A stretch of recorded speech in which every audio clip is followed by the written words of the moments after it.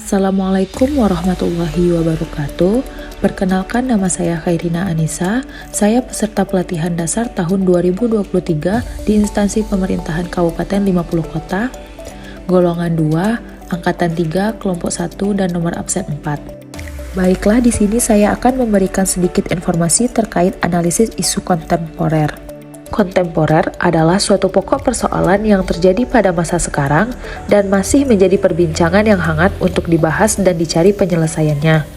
Kontemporer dapat berkembang karena banyaknya masalah yang timbul akibat dari berbagai faktor, baik dari internal maupun eksternal. Adapun isu-isu kontemporer yang terjadi di negara Republik Indonesia adalah yang pertama, korupsi. Korupsi adalah penyelewengan atau penyalahgunaan uang negara untuk keuntungan pribadi atau orang lain. Korupsi sangat berpengaruh terhadap pembangunan dan kesejahteraan masyarakat. Ada beberapa faktor terjadinya korupsi, yaitu faktor internal, yaitu sifat tamak, moral yang lemah dalam menghadapi godaan, dan gaya hidup yang konsumtif. Dan faktor lingkungan. Dua adalah narkoba. Narkoba sudah ada sejak zaman dahulu, namun dahulu digunakan sebagai obat. Semakin berjalannya kehidupan, narkoba kini banyak disalahgunakan. Indonesia sudah dalam status darurat narkoba. Penggunaan narkoba di Sumatera Barat didominasi oleh anak di bawah umur atau remaja. Yang ketiga yaitu kejahatan mass communication.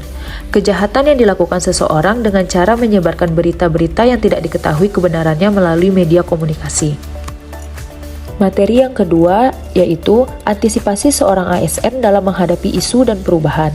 Yang pertama, dengan meningkatkan keimanan kita kepada Allah Subhanahu wa Ta'ala agar dijauhkan dari semua bentuk kejahatan. Yang kedua, membangun kesadaran masyarakat dengan cara mengadakan penyuluhan mengenai bahayanya narkoba.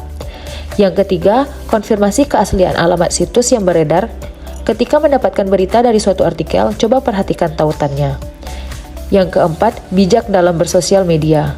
Yang kelima, bersikap jujur dalam kehidupan sehari-hari serta mengajak dan mengingatkan kepada sesama rekan kerja untuk menghindari segala bentuk korupsi. Contohnya, datang dan pulang tepat waktu, serta tidak menerima segala bentuk gratifikasi.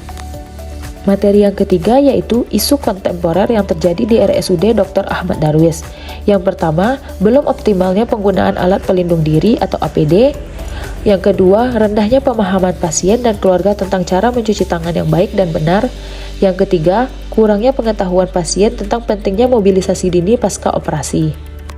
Teknik menapis isu dengan metode USG adalah salah satu alat yang digunakan untuk menyusun urutan prioritas isu yang akan diselesaikan.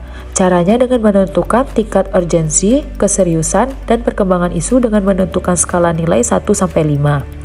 Isu yang memiliki skor tertinggi merupakan isu prioritas. Langkah dalam menapis isu dengan metode USG, yang pertama-tama kita buatkan terlebih dahulu tabel yang berisi nomor, identifikasi isu, nilai yang akan dinilai yaitu ada 3, urgency, seriously, dan growth, total, dan ranking. Di mana untuk U, urgensi yaitu seberapa mendesak dan pentingnya isu tersebut, S, seriously yaitu seberapa serius isu tersebut, G, growth yaitu seberapa parah ancaman yang terjadi apabila kita tidak memecahkan masalah isu tersebut.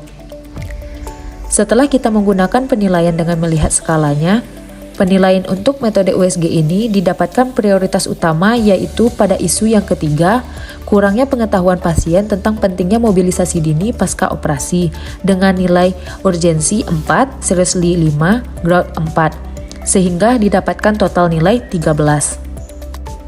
Baiklah, sekian informasi tentang analisis isu kontemporer. Terima kasih telah menonton. Assalamualaikum warahmatullahi wabarakatuh.